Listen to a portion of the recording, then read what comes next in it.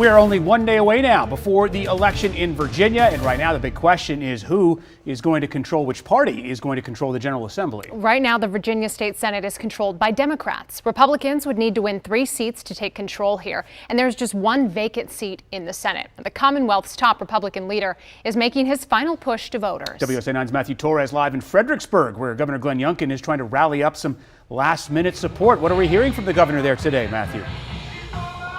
Hey, Adam, you can obviously hear the music behind me. The governor just left the stage right now trying to rally as many of the people to go out and vote, not just tell them to hit the polls, but to get their family and friends to also vote for the Republican candidates. It's been an all-out campaign today. This is just one of 7 stops he has scheduled throughout the Commonwealth to support the Republican candidates.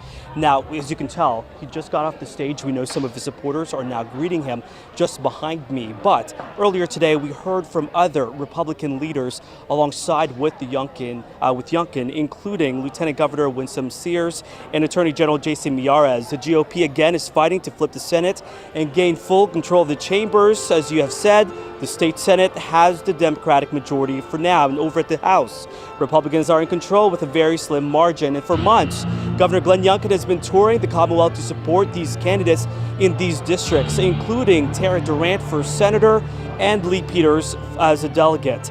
If the election is in their favor, this makes way for his proposals that he wants to accomplish on abortion, education, and the economy. One last day to get the vote out to hold the House and flip the Senate. And folks, this is going to be a big moment. We get to finish the work that started in 2021, where Virginians came together, not Republicans versus Democrats, but Virginians came together in the most amazing way. The shot heard word around the world, where all of a sudden a state that had been lost was now found.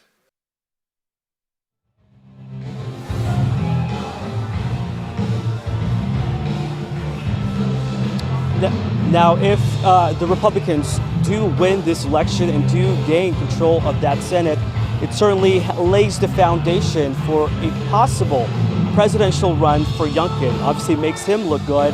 When we have asked this question to him earlier this year, he's always said he focuses on Commonwealth for now. But when we asked that same question, whether he'd consider running for president, about 3 weeks ago, he actually didn't even give us an answer at that point. You can hear behind me, this is about to wrap up. He is supposed to go to another rally in Manassas. Guys?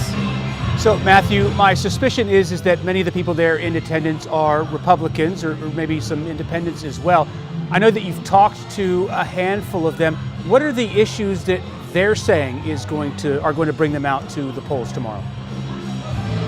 Yeah, so we spoke to older voters as well as younger ones to their teenage years. They were actually, a big group of them were here cheering on all of the people who took the stage, including some of the lawmakers.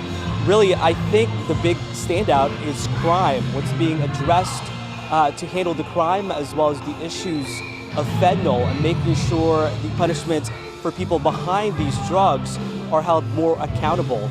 Of course, Youngkin and Miyares, they've been big on education issues, making sure parental rights is in the picture, that they have more of a say when it comes to decisions involving their kids, that's including trans issues.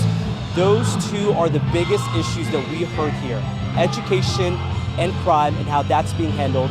And they feel the Republican Party is the best party to handle those issues. Yeah, we know that certainly abortion, one of those issues as well, driving voters on both sides to the polls in early voting and again tomorrow. Matthew Torres there live for us in Fredericksburg. Thanks, Matthew.